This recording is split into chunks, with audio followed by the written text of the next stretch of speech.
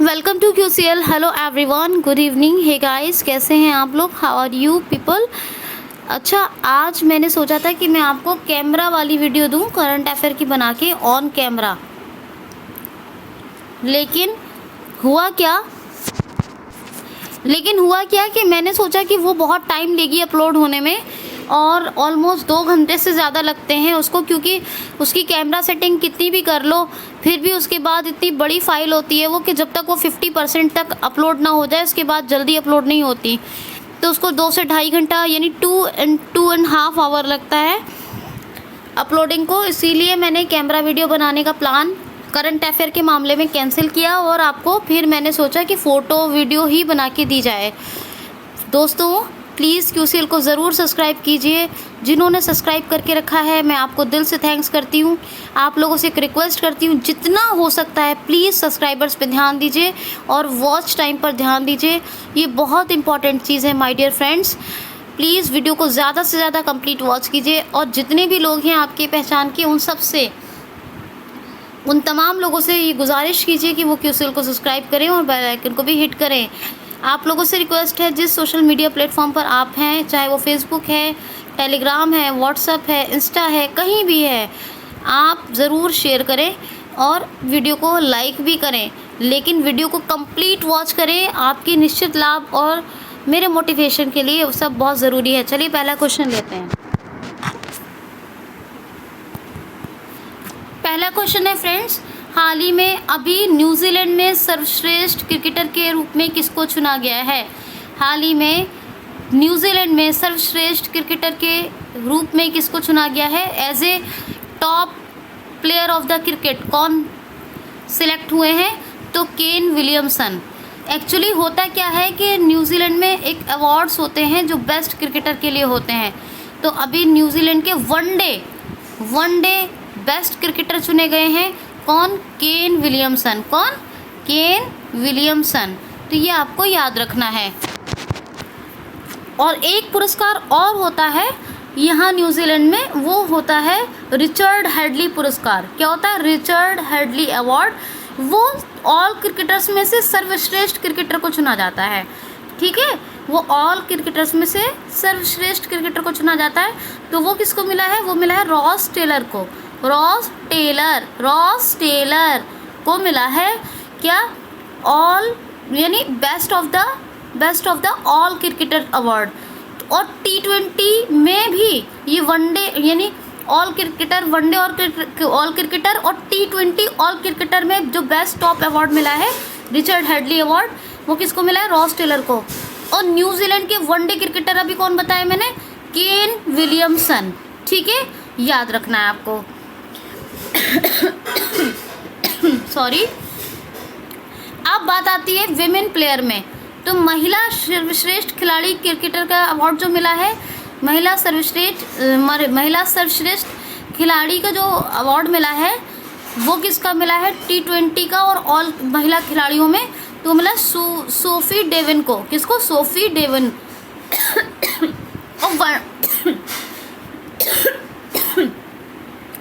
और वनडे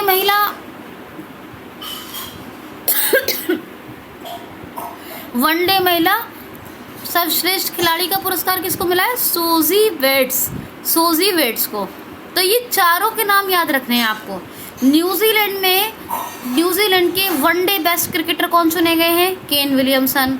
और all cricketers में वनडे ओ गॉड, क्या हो गया?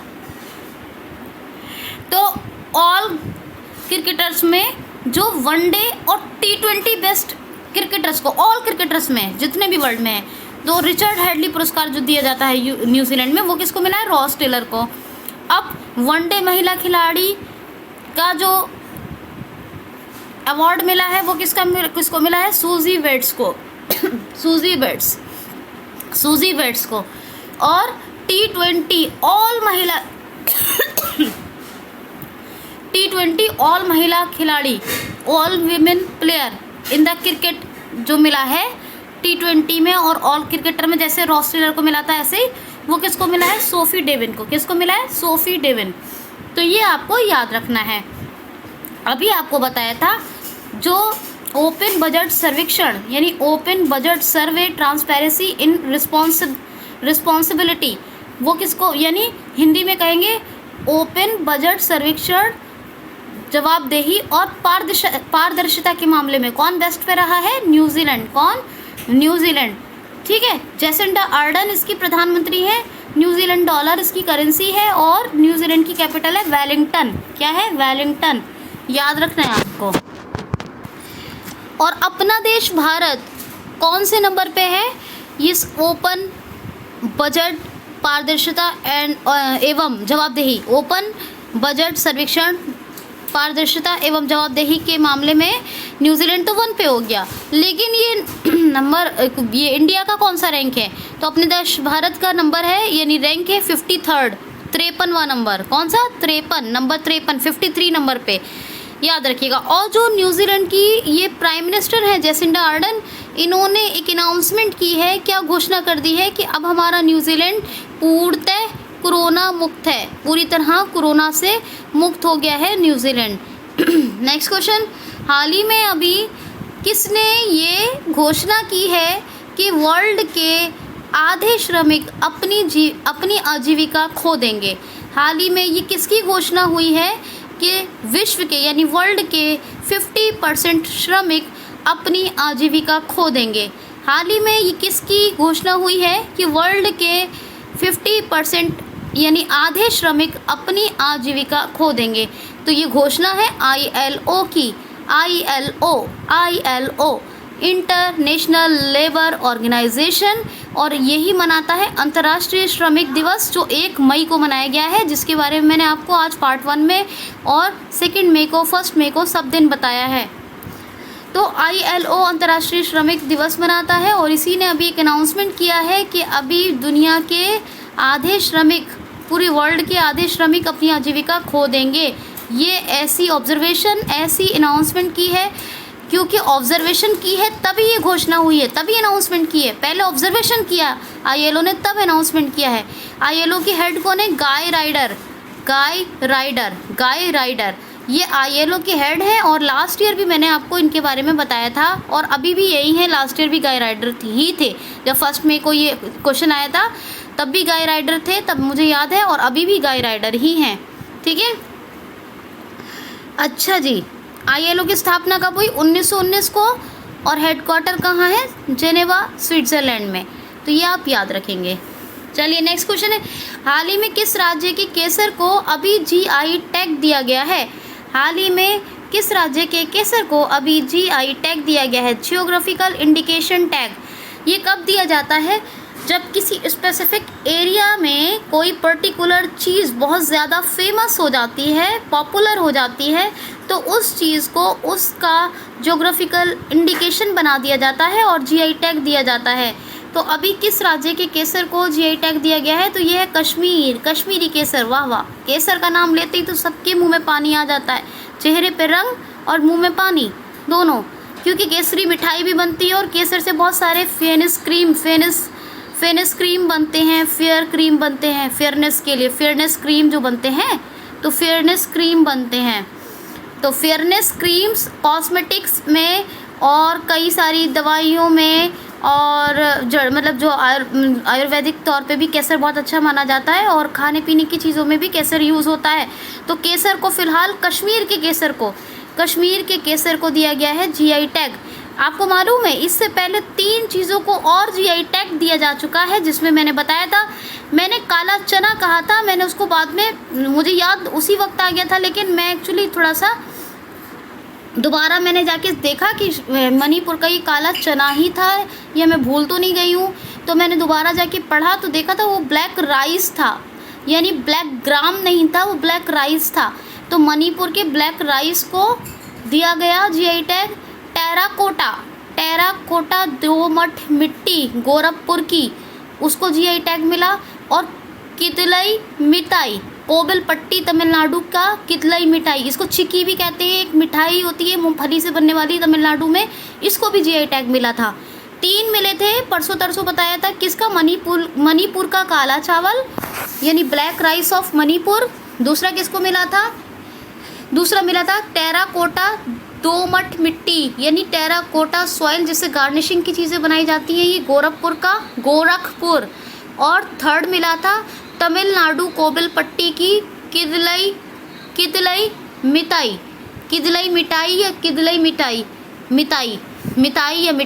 जो भी, किदलई मिठाई।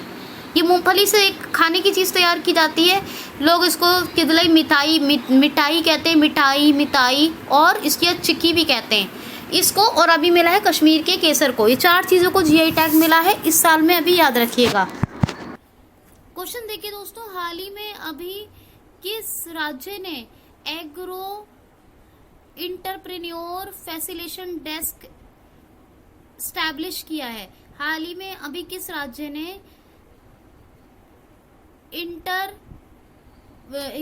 ने एग्रो इंटरप्रेन्योर फैसिलिटेशन डेस्क बनाया है? Agro entrepreneur facilitation desk establish किया है, तो ये किया है त्रिपुरा ने। कृषि उद्यमियों के लिए एक हेल्प डेस्क की तरह इस डेस्क को लॉन्च किया गया है, हेल्प डेस्क की तरह। क्या? एग्रो इंटरप्रेन्योर फैसिलिटेशन डेस्क, यानी जो कृषि उद्यमियों के लिए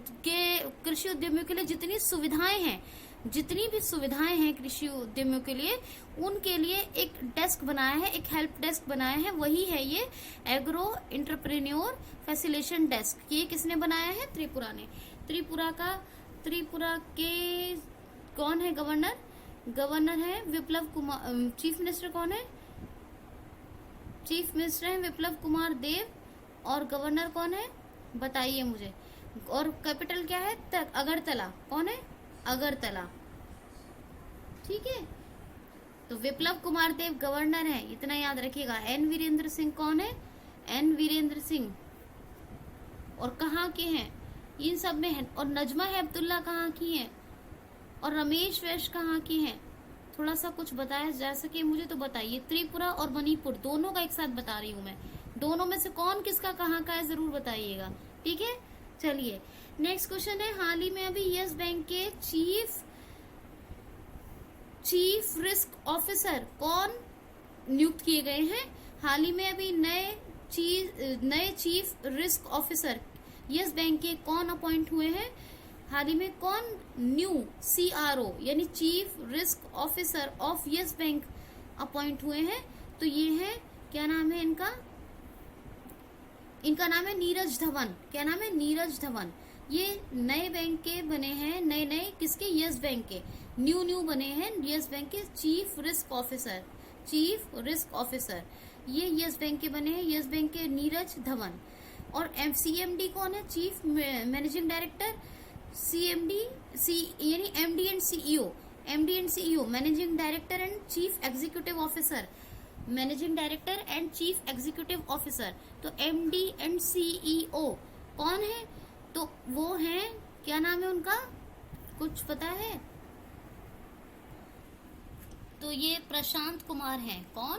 प्रशांत Kumar, MD and CEO। Yes bank के MD एंड CEO कौन है? प्रशांत कुमार। और CRO कौन बने? Chief risk officer Neeraj Dhawan. और एक होते हैं CFO चीफ फाइनेंस ऑफिसर, एक चीफ एग्जीक्यूटिव ऑफिसर होते हैं, है ना? CEO तो MD एंड CEO तो प्रशांत कुमार हो गए। और एक होते हैं CFO चीफ फाइनेंस ऑफिसर, वो किसी के होते हैं। और ये चीफ रिस्क ऑफिसर, ये कौन बने हैं इसके? ये नीरज धवन, यस बैंक के। 2004 में इसकी स्थापना हुई, मुंबई में हेडक्वार्टर है। अब मैंने आपको कहा मणिपुर और त्रिपुरा में फर्क करना है आपको, कि क्योंकि ये दोनों के गवर्नर और चीफ मिनिस्टर में इंसान ज्यादा कंफ्यूज करता है। फिर भी एक बार मैं बता देती हूँ, लेकिन ध्यान रखिएगा। त्रिपुरा क्या कैपिटल तो सबको पता है, अगरतला। विप्लव कुमार देव कौन है? विप्लव कुमार देव चीफ मिनिस्टर। रमेश वैश कौन है? गवर्नर। कौन है? रमेश वैश गवर्नर। अब मणिपुर की बात करते हैं। मणिपुर की कैपिटल क्या है? इम्फाल। नजमा हेपतुल्ला कौन है? गवर्नर है। N Virendra Singh chief minister है। कौन है? N Virendra Singh chief minister. तो यहाँ अक्सर इंसान कंफ्यूजन कर जाता है, इसीलिए स्टूडेंट्स को, लोगों को कंफ्यूजन क्रिएट ना हो, मैंने एक बार आपको ध्यान से बता दिए हैं। हालांकि मणिपुर की यहाँ कोई बात नहीं थी, लेकिन फिर भी मैंने, क्योंकि क्वेश्चन तो आ ही जाता है कभी ना कभी, तो ये आपको बताना जरूरी समझा ताकि दोनों का अलग अलग याद हो जाए। अच्छा, ये जो एग्रो एंटरप्रेन्योर फैसिलिटेशन डेस्क बनाया है। ये बता दिया ना आपको, कृषि उद्यमियों के काम को आसान बनाने के लिए उनको सभी सुविधाएं प्रदान की जाएं, इसके लिए हेल्प डेस्क बनाया है। ठीक है, याद रखना है। चलिए जी, तो ये हो गया आपका क्वेश्चन। क्वेश्चन देखिए दोस्तों, हाल ही में किस राज्य सरकार ने सरकारी वाहनों की खरीद पर, जैसे कार और जीप पर रोक लगा दी है? हाल ही में किस राज्य सरकार ने सरकारी वाहनों की खरीद पर, जैसे कार अथवा जीप पर रोक लगा दी है? तो हरियाणा राज्य सरकार ने। आपको मालूम है हर डिपार्टमेंट में कुछ 4 व्हीलर्स यूज किए जाते हैं, है ना। ये जरूरी नहीं पुलिस डिपार्टमेंट में तो होते ही हैं। हर डिपार्टमेंट में कुछ जीप, कार, ऐसे वाहन होते हैं हर डिपार्टमेंट के। तो हरियाणा राज्य सरकार ने 1 साल के लिए सरकारी वाहनों की खरीद पर रोक लगा दी है। जैसे कार हुई, जीप हुई, या जो भी गाड़ी यूज होते हैं, वो गाड़ियां यूज होती है डिपार्टमेंट में, तो लगभग कंप्लीट 1 ईयर, एक पूरे साल यानी पूरे 1 साल के लिए सरकारी वाहनों की खरीद पर रोक लगा दी है हरियाणा राज्य सरकार ने। अब हरियाणा की कैपिटल सुनिए। हरियाणा की कैपिटल चंडीगढ़, जो पंजाब की भी है, चंडीगढ़ यूनियन टेरिटरी यूटी भी है। सत्यदेव नारायण आर्य गवर्नर है, और मनोहर लाल खट्टर कौन है? ये है कौन? Manohar Lal Khattar chief minister. Sultanpur wildlife sanctuary भी है हरियाणा में, याद रखना है। नेक्स्ट क्वेश्चन देखिए, हाल ही में अभी अमेरिका की ट्रम्प गवर्नमेंट ने, हाल ही में अमेरिकन गवर्नमेंट ने किस कंपनी की 5 फॉरेन साइट्स को ब्लैकलिस्टेड कर दिया है? हाल ही में अमेरिका की गवर्नमेंट ने, यानी अमेरिकन गवर्नमेंट ने किस कंपनी की 5 फॉरेन साइट्स को ब्लैकलिस्टेड कर दिया है? हाल ही में अमेरिका की ट्रम्प गवर्नमेंट ने अभी किस कंपनी की 5 फॉरेन साइट्स को ब्लैकलिस्टेड कर दिया है? तो अमेज़न की, जिसको अमेज़न भी कहते हैं लोग, किसको? अमेज़न, जिसको अमेज़न भी कहते हैं। और अमेज़न पे ये कुछ ऐसा ब्लेम लग रहा था कि कुछ फेक प्रोडक्ट्स की भी सेल हो रही है अमेज़न से। इसी के चलते अमेरिका ने 5 फॉरेन साइट्स को ब्लॉक कर दिया है अमेज़न की। ठीक है जी। अब ये 5 फॉरेन साइट्स कौन कौन सी है? एक तो यूके की है, एक जर्मनी की है, एक फ्रांस की है, कनाडा की है, एक इंडिया की। India, Canada, France, UK, Germany, ये 5 फॉरेन साइट्स हैं। किसकी?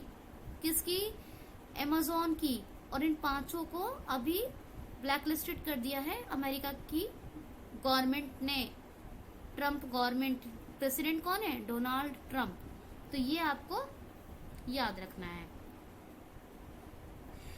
लास्ट क्वेश्चन है, हाल ही में किस देश में 2021 में होने वाले कॉमनवेल्थ यूथ गेम्स को स्थगित कर दिया गया है? हाल ही में 2021 में होने वाले कॉमनवेल्थ यूथ गेम्स को किस देश ने स्थगित कर दिया है? हाल ही में किस कंट्री ने 2021 में होने वाले कॉमनवेल्थ यूथ गेम्स को स्थगित कर दिया है? तो जापान में। एक्चुअली जापान ने अभी कॉमनवेल्थ यूथ गेम्स जो 2021 में होने थे, उनको स्थगित कर दिया है 2023 के लिए, 2023 तक के लिए। क्योंकि जापान में टोक्यो ओलंपिक होंगे 2021 में। टोक्यो ओलंपिक कब होंगे? 2021 में, जापान में। ठीक है। और अब जापान में ये भी होने थे कॉमनवेल्थ यूथ गेम्स 2021 में। तो 2021 में कॉमनवेल्थ यूथ गेम्स, 2021 के कॉमनवेल्थ यूथ गेम्स को मुकम्मल तौर पर स्थगित कर दिया है 2023 के लिए। 2023 तक, कब तक के लिए? 2023 टिल 2023, 2023 तक के लिए स्थगित कर दिया है जापान ने। 2021 में टोक्यो ओलंपिक होंगे और 2021 में ये कॉमनवेल्थ यूथ गेम्स होने थे, इनको 2023 तक के लिए स्थगित कर दिया है। एक एशियन यूथ गेम्स भी होने हैं। एशियन यूथ गेम्स कहाँ होंगे? एशियन यूथ गेम्स होंगे चाइना में। कहाँ होंगे? चाइना में। तो फिलहाल 2021 के कॉमनवेल्थ यूथ गेम्स 2023 तक नहीं होंगे, ये आपको याद रखना है। कैसा लगा आपको ये वीडियो?